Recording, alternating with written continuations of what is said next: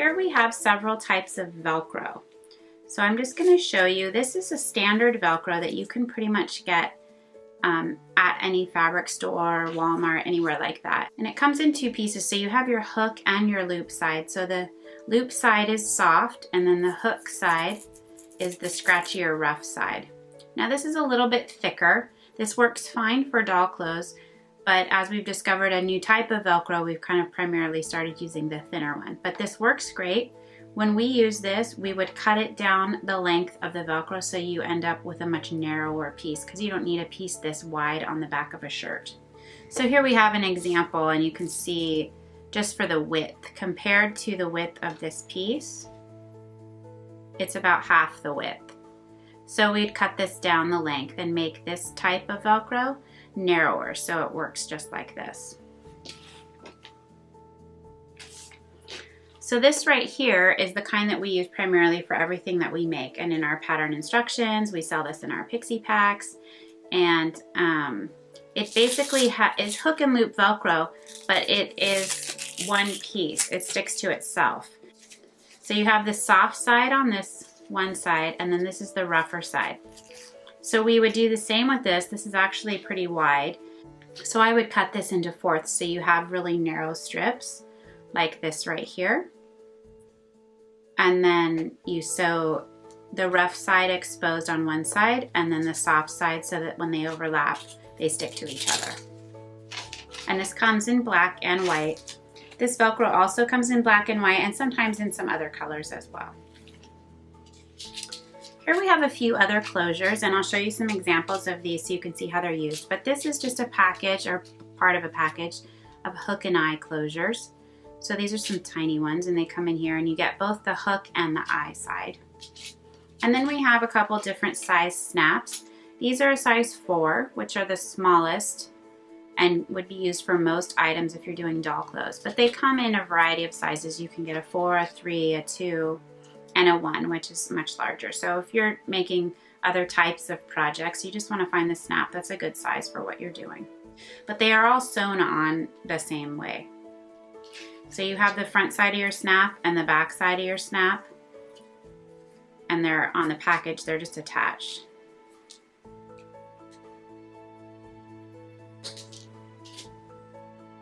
So if you look closely right here, you can see you have the side with the hole that dips down, and then you have this side with the part that sticks up.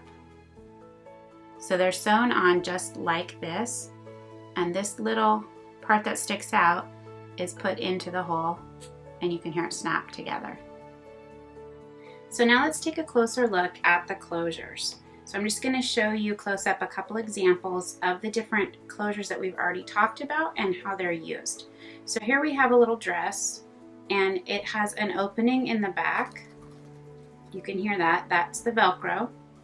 So this Velcro is sewn right into the opening, and you have the hook side, which is the rougher side, and the loop side sewn to the inside. So this is sewn on the outside, this is sewn on the inside, and it just overlaps and it sticks together. And then that's secure back here when it's closed. This dress also has elastic sewn into a casing, and you can see it right here. It's pulled, so it's kind of scrunched up. So this just provides a perfect fit for a doll with a cloth body, since the stuffing can vary slightly. So it has a little bit of give to it, but it's loose enough that it doesn't pull against the Velcro, because if you do your elastic too tight in that situation, it won't stay closed because this Velcro is not actually very strong. So it's enough to pull it in and just give it a little bit nicer fit. So that one uses Velcro and elastic. So here are a few more examples. This one has Velcro sewn into the front fly, hook and loop. It also has elastic, but this elastic is only sewn into the back portion. And instead of making a casing on this one, we've sewn the ribbon right to the fabric, and then the ribbon folds over to create the casing and is sewn down, and the elastic slides right inside. So that's just for fun, kind of that surprise and delight effect. So here's a shirt that also has Velcro. This one has Velcro, and it's sewn together at the bottom, just a tiny bit. So there's enough in this opening to get the shirt on, and then the Velcro keeps it closed in the back. But it provides a nice clean finish at the bottom. You don't have to worry about your Velcro lining up at the bottom because it's sewn right here and hemmed. And then this little shirt right here has Velcro in the back, but it's completely open. So it opens all the way, and then the Velcro is used to close the back of the shirt. And then the ruffle just overlaps in the back. Now we have some examples with some buttons and some snaps. So first I'm just going to show you this jacket that is sewn using a snap. So you have your two sides of your snap, and this side's sewn to the underside. So to close this jacket, you would secure the snap. So that is the functional closing and opening of the jacket. But then we have a button sewn to the front, and that is just decorative. But when the jacket's worn, it looks like it's using a button. But this is a lot easier. You don't have to mess with sewing a buttonhole. So you just sew the button on right there. We've also done buttons on the cuffs, and these are just decorative as well. So there's no actual buttonhole. It's just sewn on. The tab is sewn up, and then the button is just sewn on right here by hand. And this doesn't come apart. It's just for decorative effect. Now we have this jacket, the Piccadilly Peacoat. Now with this jacket, we have both decorative and functional buttons sewn on with buttonholes. So there's 2 rows of buttons up the front, and this side right here is just a matching row for decorative effect. There's no buttonholes under this. But on this side, we've sewn in the buttonholes. So you can open the jacket, and then you can see here we have 3 buttonholes and the 3 buttons. So all the buttons were sewn on by hand, and then the buttonholes are sewn using our buttonhole foot attachment on the sewing machine. So you can see there, front and the back. And then we've used decorative buttons on the back. So these are not functional, there's no buttonholes, they're just sewn on by hand on this back tab and on the cuffs. Then we have another example here. This is our Snow Club jacket, one of my favorites. Actually, I love the way this one turned out. So this is made in like a faux leather product. We actually bought a jacket from a store because this fabric's pretty hard to find. So we had bought a jacket at Forever 21 and then, carefully cut it apart and used all of that fabric, which is it's really soft and supple. So this is just a cute one. So for this jacket, we've just used trim to create the loops for the buttons. So you can see right here, this is black cording, and you can see how it's basically 2 rows. It's folded in half and it loops back around. And we've sewn this on by machine, but we've left the loop end right here open. So that becomes the loop for the button loop closure. And then it loops around the back side as well. And then the buttons here are not functional. They're just sewn on by hand right here to cover that loop. So then on this side, we've matched up the placement of the buttons with the loops. And then these buttons are sewn on by hand. And then they line up, and then every button has a simple loop closure. So the button just goes like that right into the loop. Now I'm just going to go over with you how to use a buttonhole foot to create a buttonhole on your sewing machine. Now this is the foot that comes with this particular sewing machine. So this might not apply to the machine that you have. So you'll need to look in your manual to see exactly how to use the buttonhole foot that comes with your machine. Or you can search and find an actual video. Maybe somebody made one from the company on that sewing machine showing how to use the different attachments and parts that come with your exact model of sewing machine. So for this one, we have the buttonhole foot that looks like this. So there's a couple different parts on here that I'm just going to show you. This little silver bar right here is where this attaches to the machine. It'll grab the bar that comes down to hold the foot, will grab that right there. This space right inside here is where the buttonhole will be stitched. This has an adjustment lever on it right here. So you take the button that you want to use and you set it into this space. So the button goes in here and you adjust that so that it's snug and it's tightly fit inside there. So this little lever right here is going to coincide with a part on the machine that uses that to determine how long of the buttonhole it's stitching. Another part of this foot that you'll want to notice is this down here. These little lines are the marking lines for the beginning and ending of the stitch. So the needle's going to go through this hole right down in here. So if you have your buttonhole marked on your fabric, you'll want to line up your starting point in this space right here. So I'm just going to show you on the back here. There's a lever right here that if you push on this one, it releases the foot, and you could see that just fell out of there. So that's on the back side, and when I'm showing you from the front, you just can't see, but that's what I'm pressing. So when I press that, the foot drops out from the base down here. So here we have the standard presser foot removed. So we're going to set that aside, and then we're going to bring in the buttonhole foot. Now the button portion of this one is what extends out to the back. So this little bar right here that we showed you before is what's going to be grabbed here by this tool. So this slides underneath here, and then I lower the presser foot. There we go. Lower the presser foot and it grabs that. So now when I lift it up, it's connected. And then I'm just going to show you from the side here. This is where the button is sitting, and this is the little notched out piece right here. This machine has a lever right here that slides down for the buttonhole. You set it in front of this first notched piece of plastic, and then as the buttonhole sews forward, it's using those notches to know when to stop. So when it hits the notch that you have placed because of the size of your button, it will make your buttonhole that big. Then the next thing that we're going to need to do is select the buttonhole stitch.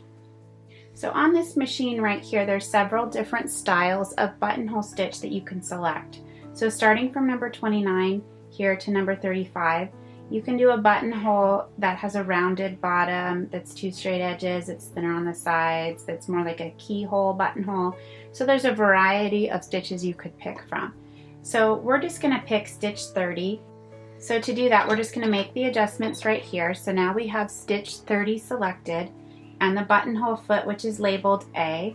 So we already have the buttonhole foot installed.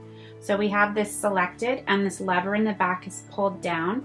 If the lever on this machine is not pulled down, it actually won't let you sew. It'll flash an error message on here. So we have everything ready to go. So here we have a scrap piece of fabric, and I just have a line marked on here for where I want my buttonhole to be sewn. So I'm just going to line this up underneath my foot, and then right inside this hole is where I can see the beginning of the line that I have marked on my fabric. So we set that there, we lower the presser foot, then you simply just press your foot pedal and your machine will sew the buttonhole.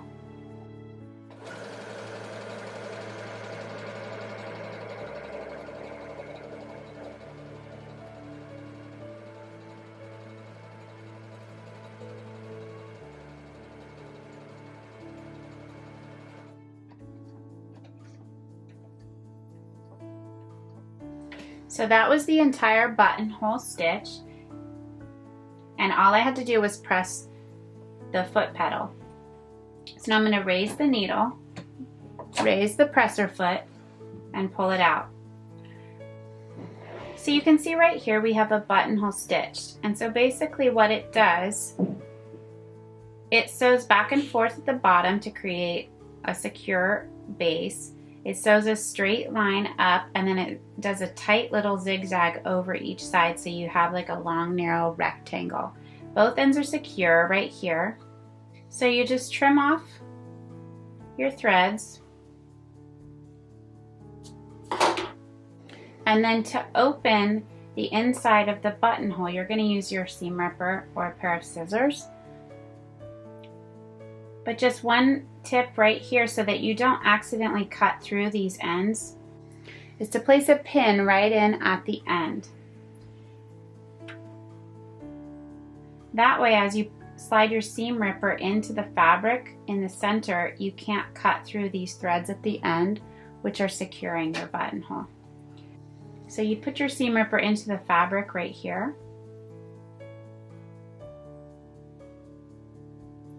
and then just carefully push up towards the top, and just be really careful not to cut through the side threads, but it should just cut it all the way up. And then I'm stuck right here, I can't press past that pin, so that's perfect. And then you can see that the buttonhole is opening. So you can pull the pin out and turn it over and do the same thing just so you can get close to it on this end. And that allows you to just cut it a little bit more. And there you have a buttonhole. So you have your buttonhole like this, and you can just trim any loose threads from the fabric on the inside. And then if you'd like, you can use a product like this. This is called Fray Check, and it's a clear liquid that kind of just seals. It'll keep it from fraying. It'll also strengthen it a little bit. You can just apply a few drops along the inside.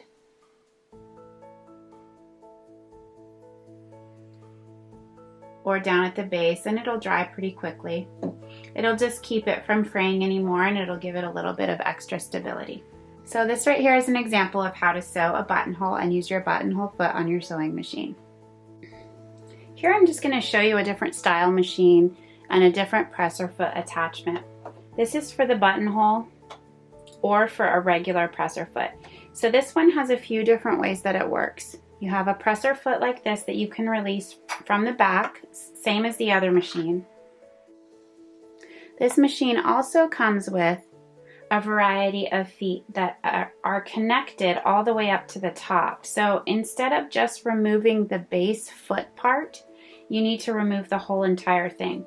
So for this one, this is the buttonhole foot for this machine. So to do that, there is a different lever in the back of this machine, and as I lift that up, the whole entire piece comes off. So I have the whole foot removed. And then you can see here, this has this hole in the top, just like this one does, and that's the part that's gonna attach up into the machine. So this part right here, this little silver piece that's coming down, is where this little hole needs to attach. So I'm going to come in from the side at an angle and fit that right into the hole, and it will slide right up in there, and then I just secure the lever back down, and then that whole entire foot is replaced, and then this one is ready to sew the buttonhole. So this is a great example of why you would want to look at your manual for your specific machine. This is a buttonhole foot, same as the other one, but it installs differently and it works slightly differently. It has some different features that go along with it. So it's still super easy to use, it just works in a different way. So always consult your manual when you're looking at installing any other parts or accessories for your particular sewing machine.